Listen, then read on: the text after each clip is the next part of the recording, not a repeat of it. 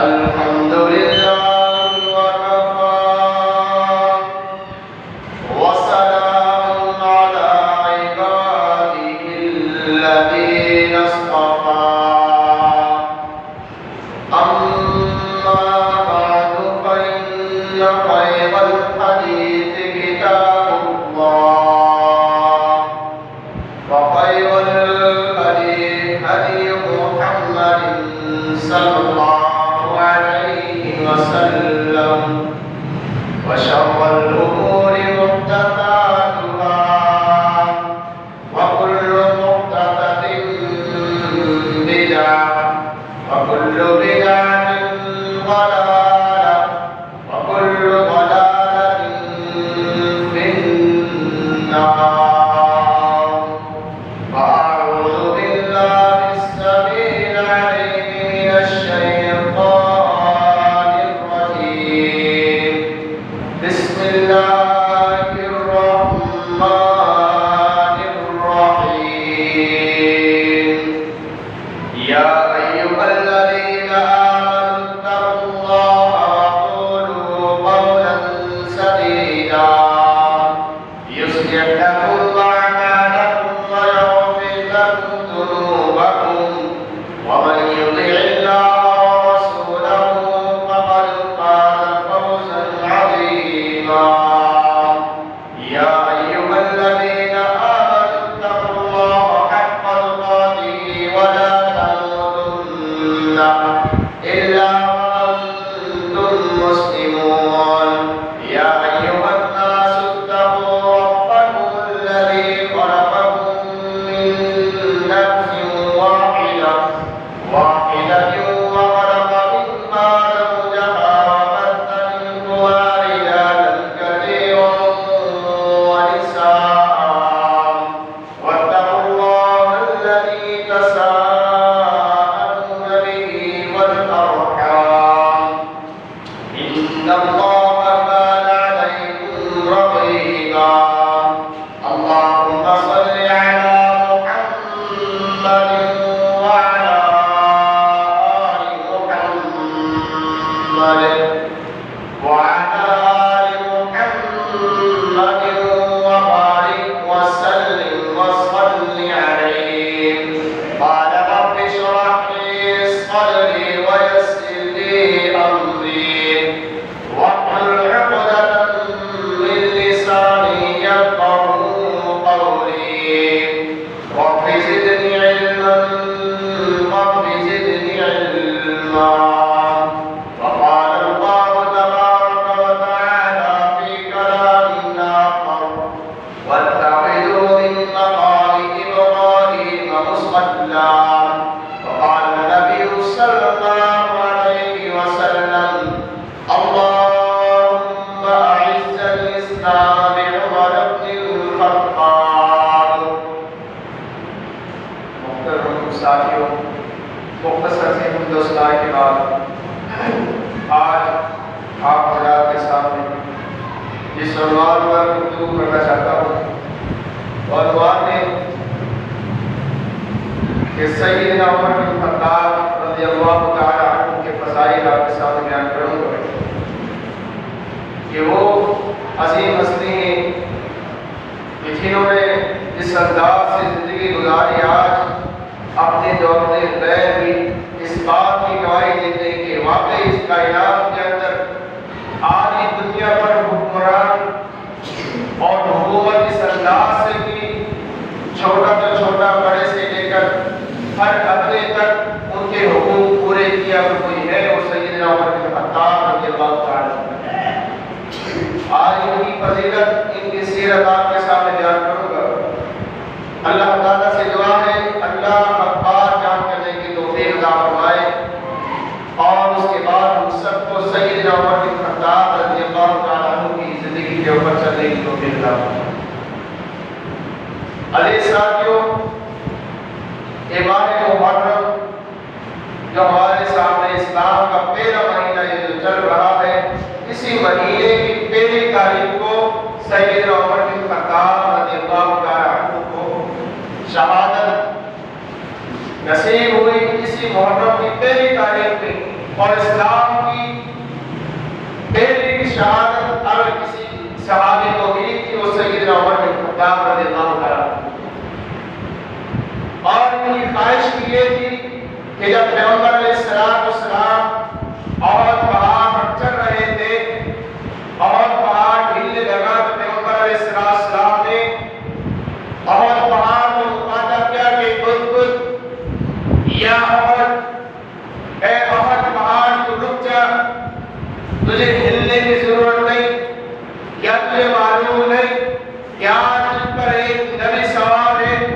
ایک صدیق سوار ہے اور 2 شہید سوار ہے۔ اور جب یہ حضرت عمر رضی اللہ تعالیٰ عنہ نے یہ بات پیغمبر علیہ السلام سے سن لی کہ آج آپ کے اوپر 2 شہید سوار ہے، ایک نبی سوار ہے اور دوسرا صدیق سوار ہے، تو حضرت عمر رضی اللہ تعالیٰ عنہ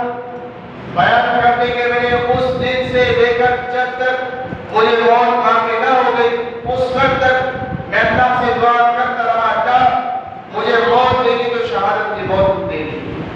اور اللہ نے دعا قبول کی اور شہادت نصیب ہو گئی۔ اسی مہینے کی پہلی تاریخ کو سیدنا عمر بن خطاب رضی اللہ تعالیٰ عنہ کو شہادت نصیب ہوئی۔ تو آئیے عمر بن خطاب رضی اللہ تعالیٰ عنہ کی فضیلت کے بارے میں گفتگو کرتے ہیں۔ سیدنا عمر بن خطاب رضی اللہ تعالیٰ عنہ وہ ان 10 مبشرہ، ان 10 عظیم صحابہ میں سے ایک ہے کہ جن کو پیغمبر علیہ السلام نے اپنی زبان مبارک سے بشارت دی تھی کہ ابو بکر بھی جنتی ہے، عمر بھی جنتی ہے، عثمان بھی جنتی ہے، سیدنا علی بن مرتضیٰ بھی جنتی ہے، اور عبدالرحمن بن عوف، اسی طرح دیگر صحابہ جو 10 صحابہ تھے،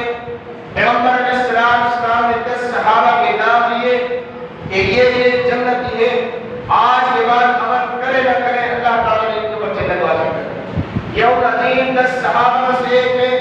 کہ جن کو پیغمبر علیہ السلام نے اپنی زبان مبارک سے بشارت دی، اور بات یہاں تک محدود نہیں، اور ان کی فضیلت میں یہ بھی ہے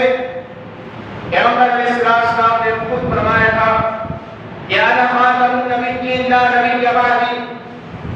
میں آخری نبی ہوں، اگر میرے بعد اس کائنات کے اندر کوئی نبی ہوتا اور سیدنا عمر بن خطاب رضی اللہ تعالیٰ عنہ، اتنا بڑا مقام ہے، اتنی بڑی فضیلت ہے کہ اگر میرے بعد کوئی نبی ہوتا، میں آخری نبی ہوں، انا خاتم النبیین، میں آخری نبی ہوں، میرے آنے کے بعد کوئی نبی نہیں آئے گا، لیکن اگر کوئی نبی ہوتا تو سیدنا عمر بن خطاب رضی اللہ تعالیٰ عنہ۔ عزیز ساتھیوں، یہ وہ عظیم ہستی ہے کہ جب عمر بن خطاب رضی اللہ تعالیٰ عنہ اسلام قبول کرتے ہیں تو مشرکوں کی صفحے کی صفحے جاتی ہے کہ آج عمر جو ہے مسلمان ہو چکا ہے۔ سیدنا عمر بن خطاب رضی اللہ تعالیٰ عنہ جب مسلمان ہوتے ہیں، مسلمان ہونے کے لیے آ رہے ہیں، راستے میں کیا دیکھتے ہیں کہ پیغمبر علیہ السلام کے صحابہ دیکھتے ہیں کہ عمر جو ہے آج چکا ہے ہمارے سامنے، آج کچھ بھی ہو جائے آج ہم اس سے مقابلہ کریں گے، یا یہ جیت جائے گا یا ہم جیت جائیں گے۔ یہ پیغمبر علیہ السلام کی طرف چلے آ رہا ہے، لیکن ان کو معلوم نہیں یہ آیا نہیں بلکہ یہ بلایا گیا، یہ آیا نہیں بلکہ یہ بلایا گیا ہے۔ اور پیغمبر علیہ السلام کے جتنے بھی صحابہ ہیں سب پیغمبر علیہ السلام کے مرید بن کر آئے ہیں، اور یہ وہ عظیم صحابی ہے، یہ وہ عظیم لیڈر ہے کہ جو مرید نہیں بلکہ مراد رسول اللہ صلی اللہ علیہ وسلم بن کر آئے ہیں۔ پیغمبر علیہ السلام کو آپ کے صحابہ کہہ دیتے ہیں کہ عمر آ رہا ہے، نہ جانے کیا کرے گا، ہمارا دشمن ہے، ہم پیغمبر علیہ السلام کو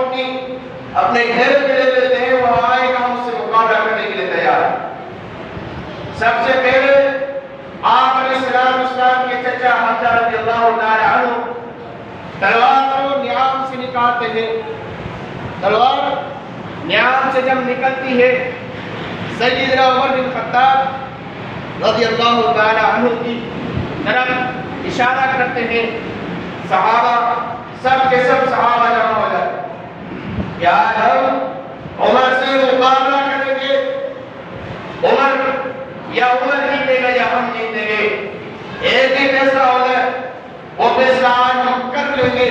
یا عمر جیتے گا یا ہم جیتیں گے۔ پیغمبر علیہ السلام یہ صحابہ کے ایمان پر غور کرے کہ اگر اس پیغمبر کو کوئی ٹیڑھی نظر سے دیکھے، اس پیغمبر کی طرف کوئی اونچی آواز سے دیکھے، صحابہ کا ایمان یہ ہے کہ وہ اپنی جان دینے کے لیے تیار ہو جائے۔ ایک طرف آج ہم ہے کہ پیغمبر علیہ السلام کی سیرت کے اوپر، پیغمبر علیہ السلام کی زندگی کے اوپر، آپ علیہ السلام کی شان میں گستاخیاں ہوتی ہیں اور ہم بڑی عیش و آرام سے زندگیاں گزارے، ہمیں کوئی فکر ہی نہیں۔ صحابہ کو دیکھیے فوراً آپ علیہ السلام کو گھیرے میں لے لیتے ہیں کہ عمر آ رہا ہے۔ پیغمبر علیہ السلام صحابہ کو حکم دیتے ہیں، اے میرے صحابہ تمہیں کچھ کرنے کی ضرورت نہیں، تمہیں کچھ کرنے کی ضرورت نہیں،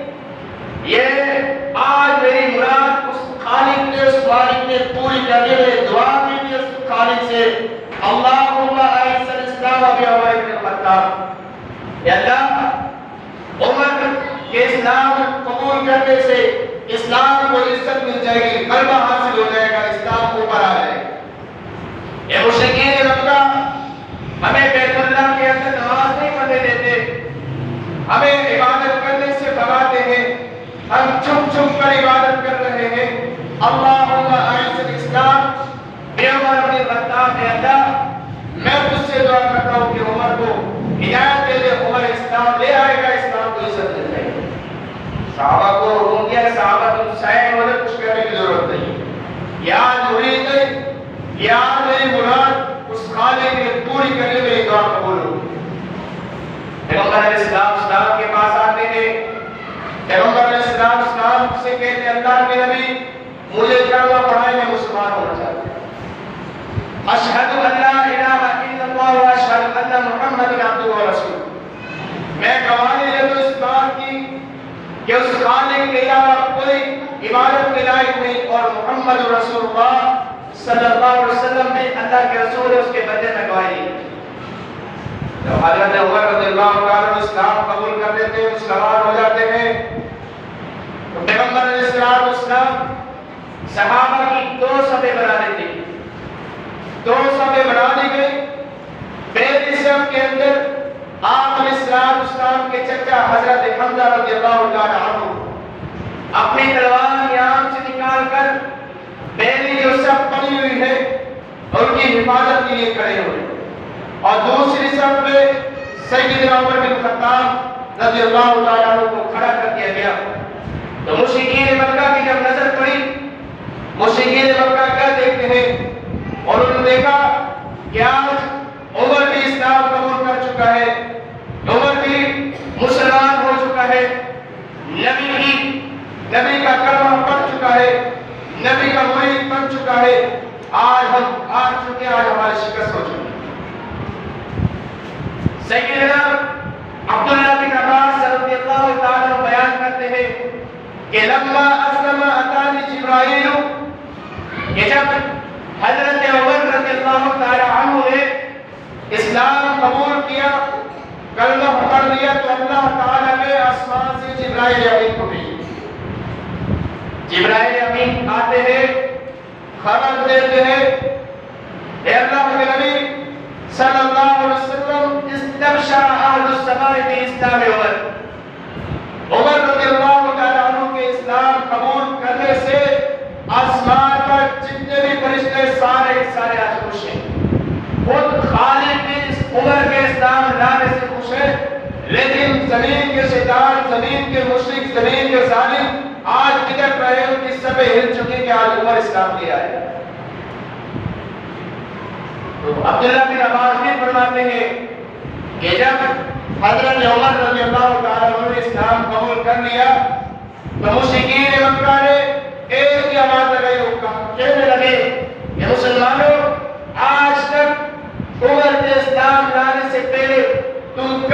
سے جیت نہ سکے، لیکن آج صرف اس عمر کے اسلام قبول کرنے سے تمہیں ساری زندگی کا بدلہ مل سکے گی۔ آج ہم ہار چکے ہیں، آج ہمیں شکست مل گئی، وقت گزرتا ہے تو سیدنا عمر بن خطاب رضی اللہ تعالیٰ عنہ پیغمبر علیہ السلام سے پوچھتے ہیں، کہنے لگے اللہ کے رسول صلی اللہ علیہ وسلم کلمہ پڑھ لیا ہے، مسلمان ہو چکا ہوں، سبھی بن گئی ہے، لیکن ہم وہ بیت اللہ جو ہے، اللہ کا گھر جو ہے، وہ خالی کیوں ہے؟ ہم وہاں جا کر نماز پڑھیں گے۔ پیغمبر علیہ السلام کو دیتے ہیں، عمر مشرکین مکہ ہم پر بہت حاوی ہیں، ہم کمزور ہیں، وہ ہمیں بیت اللہ کے اندر، اللہ کے گھر کے اندر ہمیں نماز پڑھنے نہیں دیتے، ہمیں عبادت کرنے سے دباتے ہیں، مارتے ظلم ستم کرتے ہیں۔ تو حضرت عمر کے الفاظ پر غور کریں، حضرت عمر فرماتے ہیں کہ اگر میرے اسلام لانے کے بعد بھی اگر ہم پھر بھی چھپ کر عبادت کریں تو میرے اسلام لانے کا کوئی فائدہ نہیں۔ اگر عمر کے اسلام قبول کرنے سے اگر آج بھی ہم چھپ کر عبادت کریں تو پھر میرا ایمان لانے کا کوئی فائدہ نہیں۔ تلوار کو نیام سے باہر نکالتے ہیں، مکہ کی گلیوں میں دوڑنا شروع کر دیتے ہیں، تلوار نیام سے نکلتی ہے، ہاتھ کے اندر تلوار ہے، اور مشرکین مکہ کو آواز لگاتے ہیں اگر کسی نے اپنے بچے یتیم کروانے ہیں تو وہ آئے اور ان کا مقابلہ کرے، آج عمر مسلمان ہو چکا ہے۔ اگر کسی کے اندر اتنی ہمت ہے،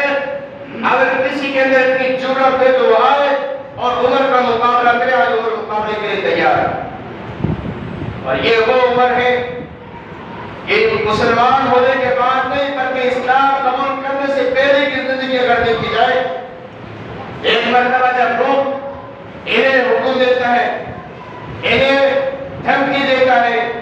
کہ ہم آپ سے جنگ کرنے کے لیے تیار ہیں، تو حضرت عمر رضی اللہ تعالیٰ عنہ کیا کہتے ہیں؟ اے روم والو، اے مشرکو، اے ظالمو، تم مجھ عمر کو دھمکی دیتے ہو جنگ کرنے کی، میں تو وہ عمر ہوں، اس خالق نے، اس مالک نے میری جسامت اتنی دی ہے، مجھے طاقت اتنی دی ہے کہ میں اس وقت بھی جب میں غیر مسلم تھا، جب مجھے کوئی لڑنے کے لیے کہتا میں فوراً تیار ہو جاتا، لیکن کبھی بھی زندگی کے اندر شکست نہ ہو۔ لیکن آج میں مسلمان ہو چکا ہوں، نبی کا کلمہ پڑھ چکا ہوں، اگر تم جنگ کرنے کے لیے کہتے تو میں تیار ہوں، آؤ میرے مقابلے کے لیے تیار ہوں۔ تو جب مشرکین مکہ دیکھتا ہے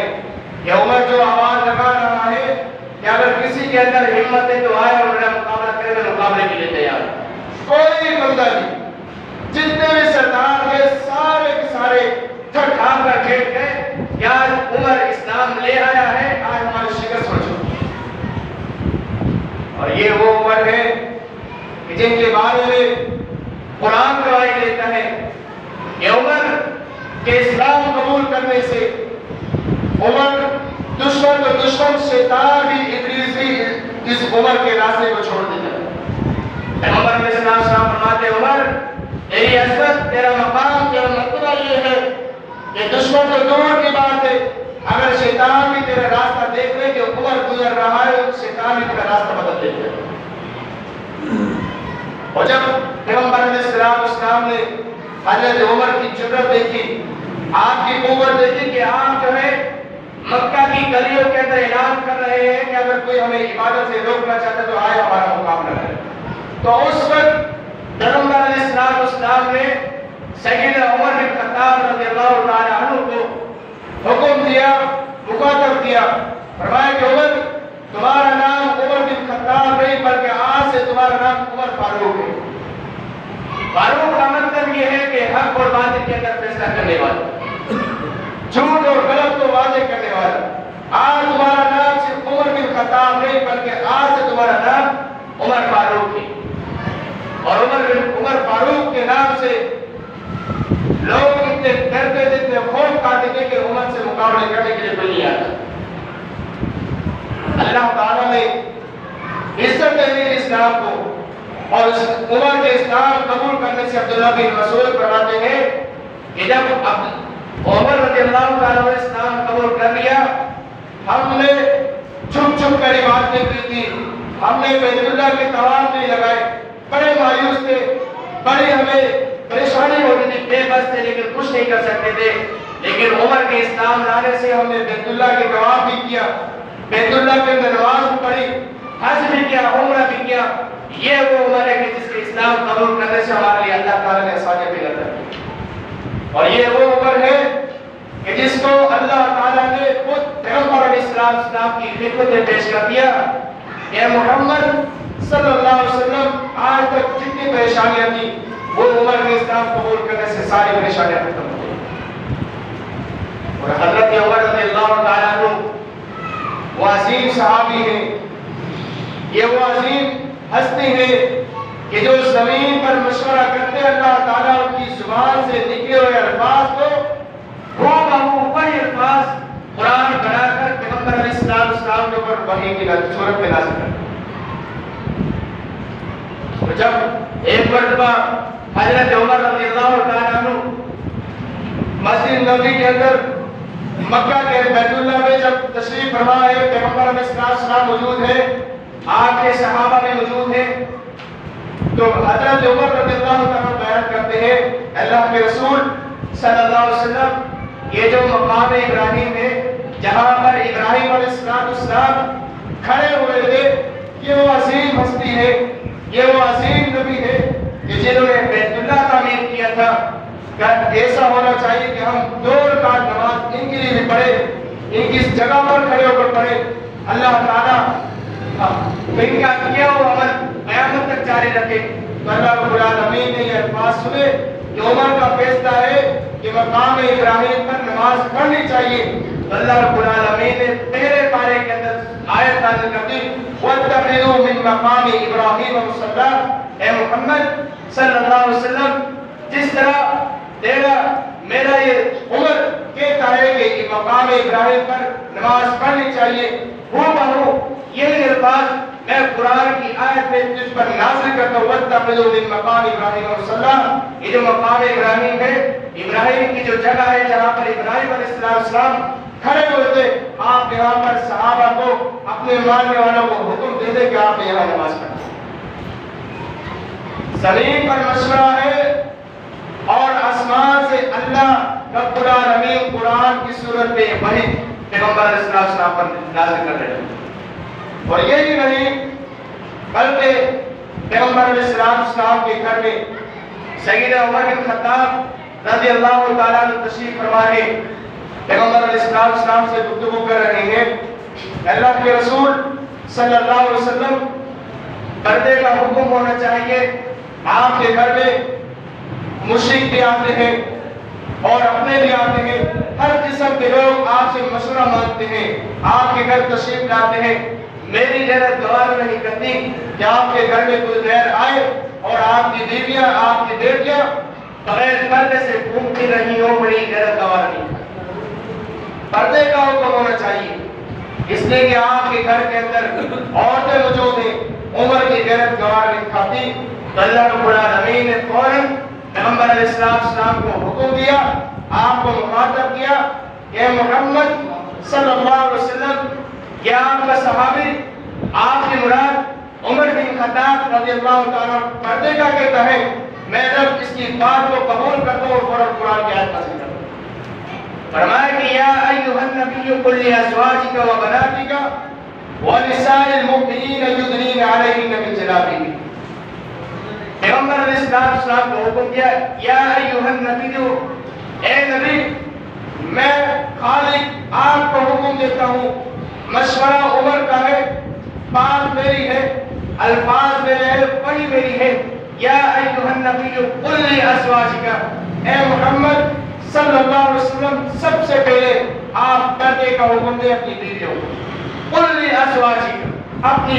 بیویوں کو پردے کا حکم دینا شروع کریں. اس لیے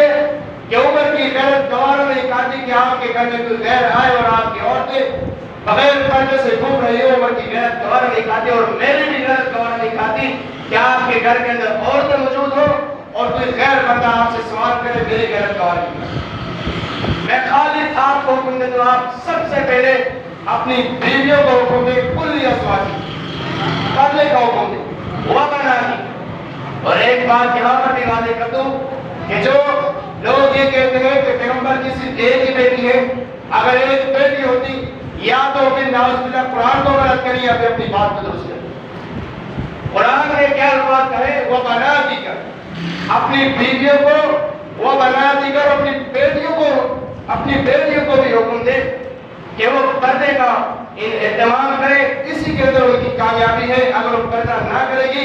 بغیر پردے سے زندگی گزارے گی، چاہے وہ آپ کی بیویاں ہو چاہے وہ آپ کی بیٹیاں ہو، وہ قیامت کے دن ناکام ہو جائیں گی، دنیا میں کی کوئی کامیابی نہیں۔ میرا حکم کہ اپنی بیویوں کو حکم دے، اپنی بیٹیوں کو حکم دے، وَنِسَاءِ الْمُؤْمِنِينَ يُدْنِينَ عَلَيْهِنَّ مِنْ جَلَابِيبِهِنَّ، اور مومنین کی جتنے بھی عورتیں ہیں، جتنے بھی مومنین ہیں، ان سب کو مومنوں کو حکم دیتے کہ اپنے گھروں کے اندر جائے اور سب کو یہ آرڈر کرے، حکم کرے کہ پردے کا اہتمام کرے، اسی کے اندر کامیاب۔ یہ ہے وہ عمر کہ جس کا مشورہ زمین پر ہے اور خالق آسمان سے قرآن نازل کر رہا ہے۔ اور ایک طرف آج ہم بھی اپنے اوپر غور کریں، آج ہم اپنے گھر والوں کو کتنا پردے کا حکم دیں، آج ہماری غلط کہاں چلی گئی ہے۔ آج ذرا سے ہمارے یہاں شادیاں ہوتی ہیں، اگر وائف کو، اگر بیوی کو کہتے ہیں پردے کا اہتمام کرے، آیا تو پردے کا حکم دینے والا، اور فوراً میں ان خواتین کو مخاطب کرتے ہوئے کہتا ہوں، آپ اس مرد کی، آپ اپنے شوہر کی مخالفت نہیں کر رہے، بلکہ اس کائنات کے مالک، اس خالق ارض و سما کی مخالفت کرنے کے حکم دینے والی ذات اس خالق کی ہے، وہ حکم دیتا ہے پردے کا اہتمام کرے، لیکن آج عورت کی میں پردہ کیوں ہے؟ اور میں یہ بھی بتا دوں اور یہ بھی واضح کر دوں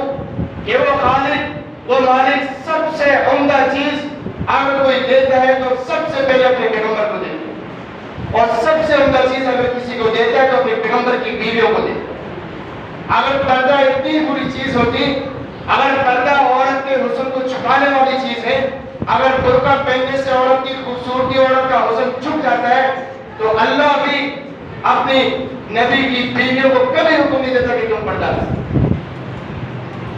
خوبصورت چیز کو چھپایا جاتا ہے، ظاہر نہیں کیا جاتا، خوبصورت چیز کو چھپایا جاتا ہے، ظاہر نہیں کیا جاتا۔ یہ وہ عمر کی جس کی غیرت قبول نہ کی، جس کی غیرت اس بات کو قبول نہیں کر رہے تھے کہ پیغمبر کے گھر کے اندر کوئی غیر آئے اور آپ کی عورتیں بغیر پردے سے ہوں گے۔ اور قربان جائے انصاری صحابہ پر کہ جب انہوں نے سنا کہ اللہ تعالیٰ نے، حضرت عائشہ رضی اللہ تعالیٰ عنہ اس حدیث کی راوی کو کہتی ہے کہ جب انہیں معلوم ہوا کہ اللہ تعالیٰ نے پردے کا حکم دے دیا ہے، تو انصار کی عورتیں دیواروں کے ساتھ چمٹ کر گزر رہی ہیں کہ کسی غیر کی نظر ہم پر نہ جاتے۔ اور یہیں تک بات محدود نہیں، بلکہ حضرت عائشہ فرماتی ہے کسی کے پاس کپڑا موجود تھا، کسی کے پاس نہیں تھا، جس کے پاس کپڑا نہ تھا وہ اپنے پاس والی عورت سے کپڑا لے کر چھپ کر اپنے گھر کے اندر داخل ہو کہ آج اللہ تعالیٰ نے پردے کا حکم نازل کر دیا۔ اور پھر اسی طرح سیدنا عمر بن خطاب رضی اللہ تعالیٰ عنہ پھر مشورہ دیتے ہیں، ایک اور مشورہ دیتے ہیں کہ جب عبداللہ بن ابی منافق جب جنگ بدر ہوئی، جب اسے قتل کر دیا گیا، اب صحابہ کے اندر بلکہ پیغمبر علیہ السلام نے عبداللہ بن ابی کے بیٹے عبداللہ بن ابی کا جو بیٹا تھا عبداللہ، اس کا نام بھی عبداللہ تھا، عبداللہ کے اسٹار پر پیغمبر علیہ السلام نے اپنی قمیص کفن کے طور پر پیش کر دی، کیونکہ عبداللہ بن ابی جو تھا وہ منافق تھا، لیکن ان کا بیٹا عبداللہ جو تھا وہ مسلمان تھا۔ تو انہوں نے کہا اے اللہ کے رسول صلی اللہ علیہ وسلم، عبداللہ بن ابی میرا والد ہے، آپ ان کا نماز جنازہ پڑھیں۔ عبداللہ بن ابی جو ہے میرے والد صاحب ہیں، آپ ان کا نماز جنازہ پڑھیں۔ تو یہ خبر پھیل جاتی ہے، یہ خبر پھیلتے پھیلتے حضرت عمر رضی اللہ تعالیٰ عنہ کی کانوں تک پہنچا۔ تو حضرت عمر رضی اللہ تعالیٰ عنہ سنتے ہی پیغمبر علیہ السلام کے سامنے آ جاتے، پیغمبر علیہ السلام سے سوال کرتے، اللہ کے رسول صلی اللہ علیہ وسلم، میں نے اس طرح خبر سنی کہ آج عبداللہ بن ابی کا نماز جنازہ پڑھا جائے گا۔ آپ علیہ السلام فرماتے ہیں ہاں عمر، آج عبداللہ بن ابی کا نماز جنازہ پڑھایا جائے گا۔ پیغمبر علیہ السلام کے जवाब सुनते ही हजरत उमर रज़ी अल्लाह तआला फौरन कहते अल्लाह के रसूल सल्लल्लाहु अलैहि वसल्लम अब्दुल्लाह बिन उबई जो है ये मुनाफिक है, इसने इस्लाम को बड़ी तकलीफें दी हैं, बड़ी परेशानियां दी हैं, इधर की उधर करके मुसलमानों को इसने इसने बड़े जुल्म सितम किए हैं। आप इसका किस तरह जनाजा पढ़ाएंगे? मेरी बात समझ में नहीं आ रही। मैं नहीं मानता कि आज इसका नमाज जनाजा होना चाहिए। पैगंबर अलैहिस्सलाम और सैयदना उमर बिन खत्ताब रज़ियल्लाहु तआला के दोनों के आपस में ये बात चल रही है, बहस हो रही है, तो अल्लाह रब्बुल आलमीन ने फौरन आसमान से जिब्राइल अमीन को भेज दिया और फरमाया कि मुहम्मद सल्लल्लाहु अलैहि वसल्लम इस्तग़फिर लहुम औ ला तस्तग़फिर लहुम 70 मर्रा। ए मुहम्मद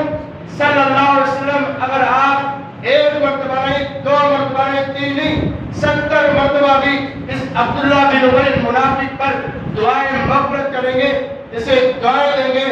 मैं खालिक 70 मर्तबा आपकी जुबान से निकले हुए अल्फाज को भी रद्द करूंगा। मशवरा उमर का है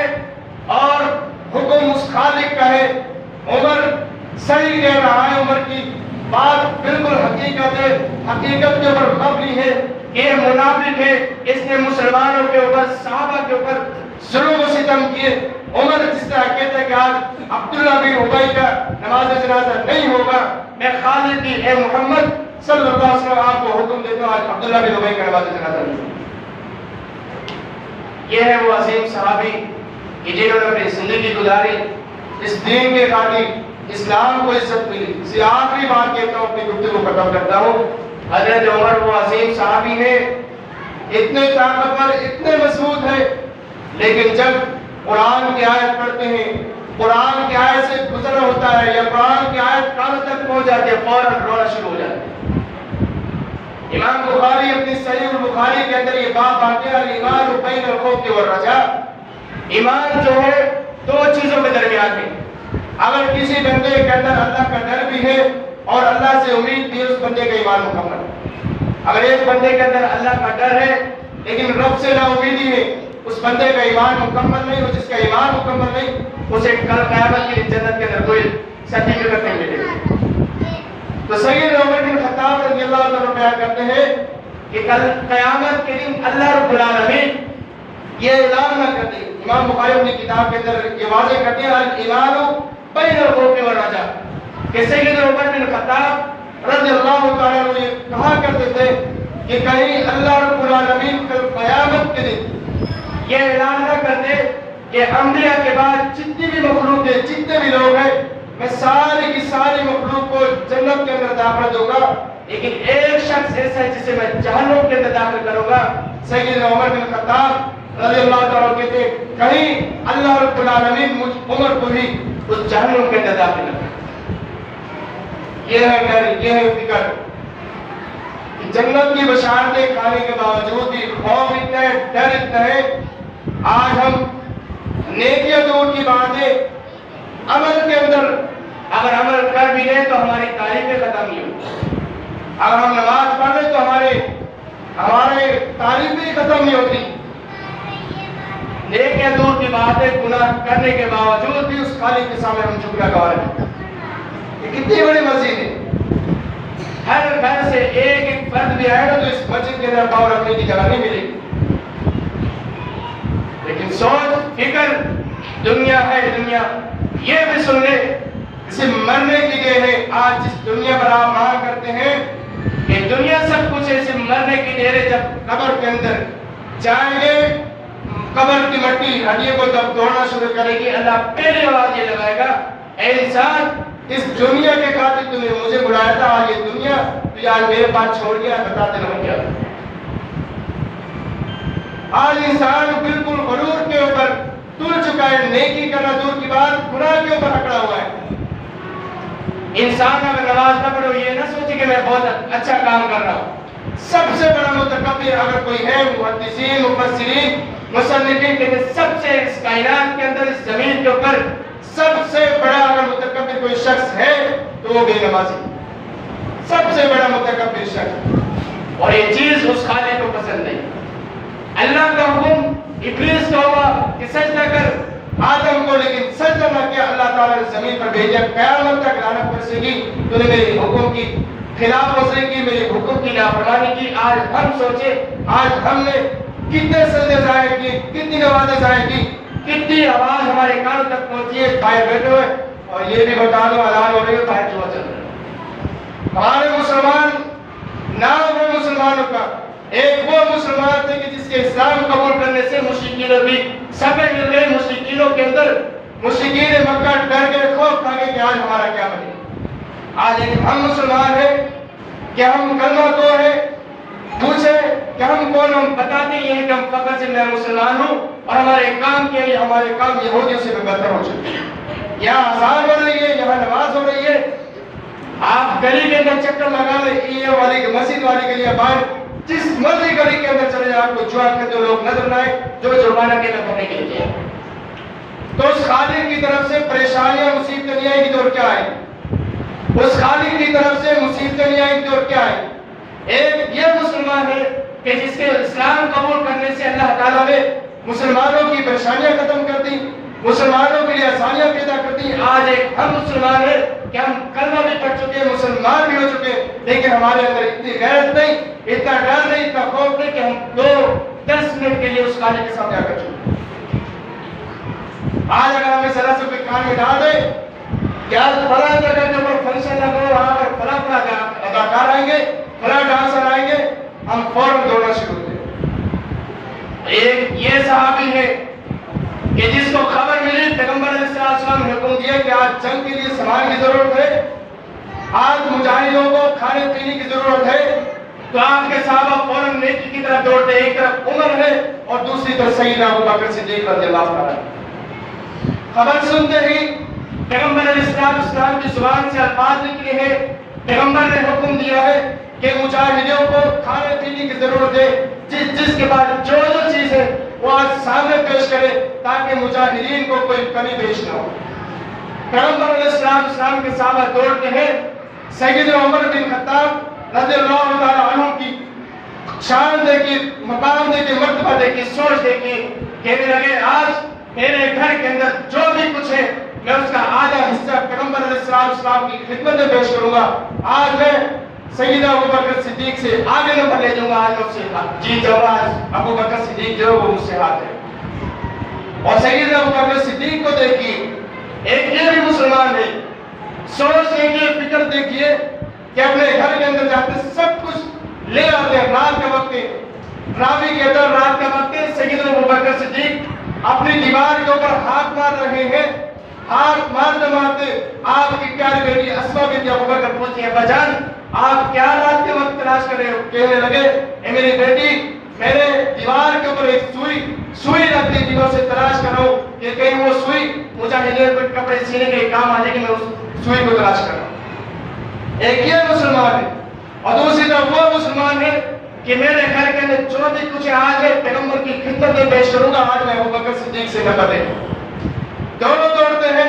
پیغمبر علیہ السلام پوچھتے ہیں عمر تم میرے لیے اب مجاہدین کے لیے میری حکم سنتے ہو، تم کیا لے کر آئے ہو؟ کہنے لگے اللہ کے رسول صلی اللہ علیہ وسلم جتنی بھی دولت تھی گھر کی آدھی دولت کے 2 حصے کی ایک حصہ آپ کی خدمت میں پیش کیا، ایک حصہ گھر والوں کے چھوڑ۔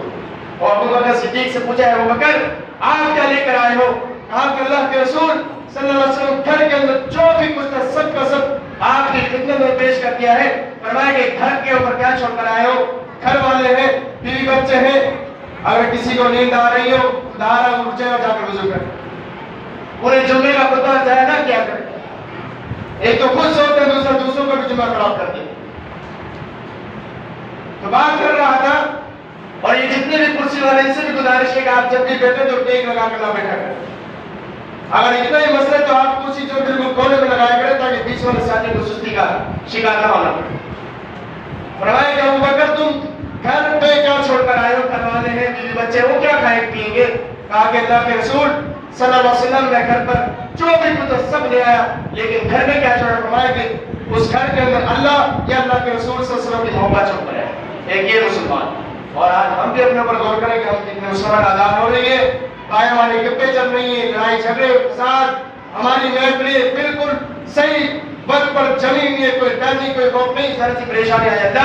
پتہ نہیں کیا ہو گیا، پڑوسی نے تعویذ کر دیے، اس نے تعویذ کر دی، وہ مجھ سے اثر کرتا ہے، یہ مجھ سے اثر کرتا ہے، کوئی کسی سے اثر نہیں کرتا۔ اگر آپ موائل بن جائے، اللہ اور اس کے رسول صلی اللہ علیہ وسلم کی بات ماننے والے بن جائے، اللہ کی قسم کائنات مل کر کے آپ کا نقصان نہیں ہوتا۔ آج ہمارے یہاں پریشانیاں مصیبتیں کیوں ہیں؟ وجہ یہ صرف کلمہ پڑھ لیا لیکن عمل نہیں، عمل سے ہم کوڑے ہیں، عمل سے کالی ہیں۔ ایک یہ مسلمان ہے کہ جس کے اسلام قبول کرنے سے اسلام کو عزت ملی، ایک ہم مسلمان ہیں۔ آپ کو یہ نہیں بتا دیں آخری بات، ایسے بھی لوگ ملے جو مسلمان نہیں ہندو ہیں، اللہ کی قسم ایسے لوگ بھی ملے جو یہ کہنے لگے کہ بھائی آپ مسلمان ہیں، آپ کی برادری جو ہے، میں خاص کر اپنی برادری کو کہتا ہوں اور دیگر جو بھی یہ کام کرنے والے، انہوں نے یہ کہا کہ آپ مسلمان ہیں، آپ کی برادری مسلمان ہے، آپ کے لوگ، آپ کے ماتحت جتنے بھی مسجد کے آس پاس جتنے بھی لوگ ہیں سب مسلمان ہیں، لیکن میں ہندو ہوں۔ لیکن جب اذان ہو رہی ہوتی ہے، نماز ہو رہی ہوتی ہے، کہیں خطبہ ہو رہا ہوتا ہے، کہیں درس ہو رہا ہوتا ہے، لیکن ان کے گانے، ان کی محفلیں، ان کے فنکاریاں، ان کی عیاشیاں سب کے سب جمعے ایک ہی وقت میں چل رہے، تو یہ کیسا مسلمان؟ ایک ہندو ہمیں یہ کہہ رہا ہے کہ تم مسلمان ہو لیکن تمہارا کارنامہ یہ ہے کہ اذان ہو رہی ہے، اور دوسری طرف مسلمان ہوا ہے جو اپنے آپ کو مسلمان کہتے ہیں، اس کی عیاشیاں، اس کی فنکاری نہیں کرتا۔ ایسے مسلمان کی اس خالق کو ضرورت نہیں ہے۔ مسلمان وہ ہے کہ جو اپنے عمل سے اس خالق کو راضی کرے، تو خدا اپنی زندگی کو سیٹ کرے۔ یہ بھی جو ایک مسلمان ہے کہ سیدنا عمر بن خطاب رضی اللہ تعالیٰ عنہ کی آپ نے سیرت کو سنا، ان کے مقام کو سنا، ان کی زندگی کو سنا۔ وقت نہیں ہے، انشاءاللہ پھر کبھی وقت میں اپنی بات کو دوبارہ شروع کروں گا۔ اللہ تعالیٰ سے دعا ہے اللہ ہم سب کو صحیح معنوں میں یہ اسلام کو سمجھ لے اور اپنی اپنی اصلاح کرنے کی توفیق عطا فرمائے۔ آمین یا رب العالمین۔ السلام علیکم ورحمۃ اللہ۔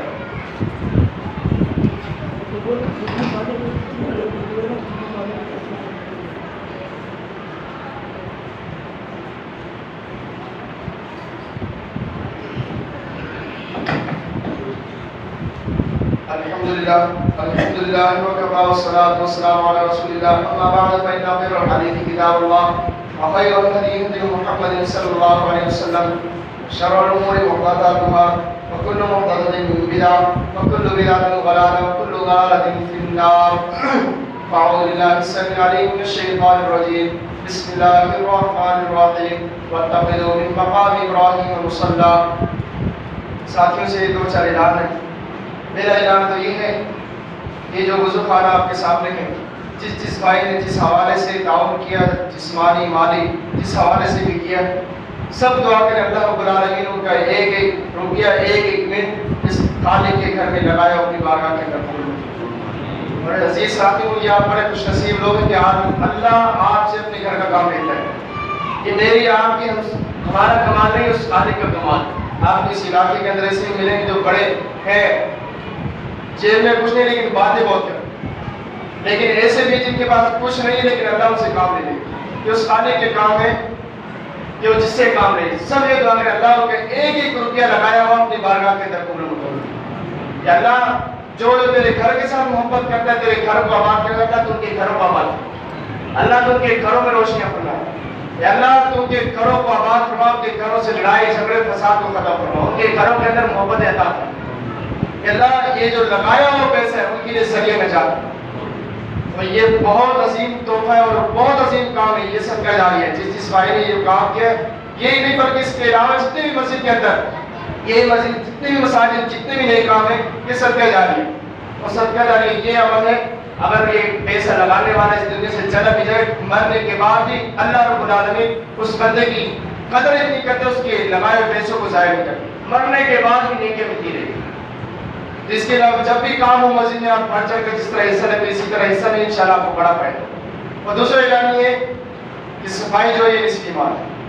اب یہ وضو خانہ ہوا ہے، صاف ہے بالکل، اب جس کو دیکھو آئے چپل اٹھائے سیدھی وضو خانے کی چپل آئے۔ اللہ کے بندے، یہ اللہ کا گھر، یہاں کوئی ملازم نہیں ہے کہ جو ہر وقت ہر نماز میں آپ کو پہنچا نہ رہے، یا ہر وقت آ کر،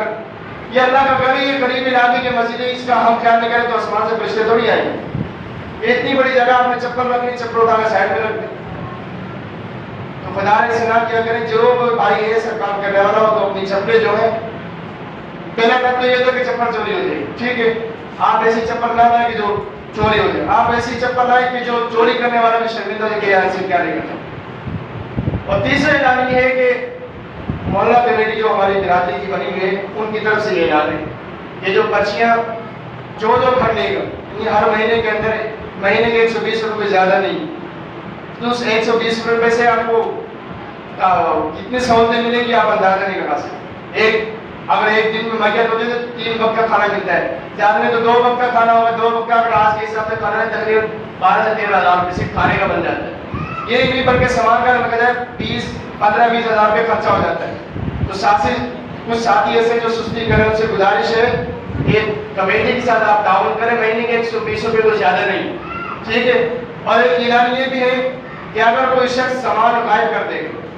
تو اس سے پیسے نہیں لیے جائیں گے، بلکہ اسے چاہیے تو اپنا جو بھی سامان کرے، چاہے وہ برتن ہو، چاہے وہ کوئی بھی چیز دری ہو یا برات ہو یا تمبو ہو، جو بھی چیز ہو وہ فوراً A to Z کوئی چیز لا کر مسجد میں جمع کرا۔ اور مسجد کے اندر پرچیاں موجود ہیں، جس بھائی نے نہیں جمع کرائی وہ مسجد سے پرچی لے سکتا ہے، اس میں ہمارے لیے بڑا فائدہ ہے، بڑی کامیابی۔ اور یہ ہے کہ جو پرچی جو سامان لینے آئے گا اسے چاہیے کہ اپنا شناختی کارڈ لے کر آئے۔ اور ساتھی جو آ کر نہ تنگ کرتے کہ ہم شناختی کارڈ کے لیے میں آپ کو جانتا ہوں، آپ یہ اگر ہم کسی کے پاس چلے جائیں کرائے کا سامان لینے تو ہم سے شناختی کارڈ ملے گا، پیسے ملیں گے، ٹھیک ہے۔ تو شناختی کارڈ یہ ہے کہ ہم سامان تیسرے دن واپس کرتے ہیں۔ ایسے بھی ساتھی جو ہفتہ 10 دن سامان رکھتے ہیں تو ان سے گزارش ہے کہ کمیٹی کے ساتھ آپ تعاون کریں، انشاءاللہ کمیٹی ہمارے ساتھ تعاون کرے گی، جو کمیٹی کے ساتھ تعاون نہیں کرے اس کے ساتھ بھی تعاون نہیں کیجیے۔ اللہ تعالیٰ سے دعا ہے اللہ ہم سب کو صحیح معنوں میں زندگی کو سمجھنے اور دین اسلام کو سمجھنے کی توفیق عطا فرمائے۔ اللہ اس گھر میں یہ جہاں پہ کہ دعا ہے سارے بیماروں کو شفا عطا فرمائے۔ یا اللہ جب تک زندہ رکھ اسلام میں زندہ رکھ دمود دمال کے حرم و نصیب و سبحان ربک رب العزت عما یصفون والسلام علی المرسلین والحمد للہ۔